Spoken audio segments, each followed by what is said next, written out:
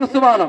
യേശു ക്രിസ്തു മനുഷ്യന്റെ പാപപരിഹാരത്തിന് വേണ്ടിയാണ് പാപം നിറഞ്ഞ ഈ ഭൂമിയിലേക്ക് കടന്നു വന്നത്.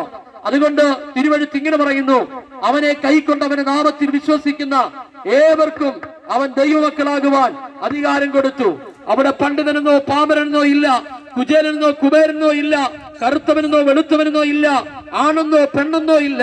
മനുഷ്യവർഗം ആ യേശു ക്രിസ്തുവിന് വേണ്ടി ഹൃദയം തുറന്നു കൊടുത്ത് യേശുവിനെ ഹൃദയത്തിന്റെ അകത്ത് രക്ഷകനും കർത്താവുമായി സ്വീകരിക്കുന്നുവോ, നിശ്ചയമായും യേശു അവർക്കൊരു രക്ഷകനാണ്. അവരിപ്പോൾ ആയിരിക്കുന്ന അവസ്ഥയിൽ അവരെ വിടുവിക്കുവാൻ കഴിവും കരുത്തുമുള്ള ഒറ്റ ഒരുത്തനുണ്ടെങ്കിൽ അത് കർത്താവായ യേശു ക്രിസ്തുവാണ്.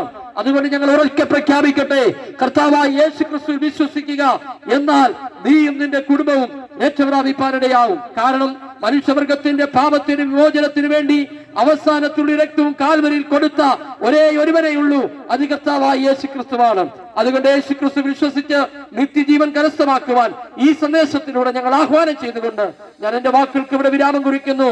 ദൈവമായ കർത്താവ് നമ്മെ സഹായിക്കുമാറാകട്ടെ.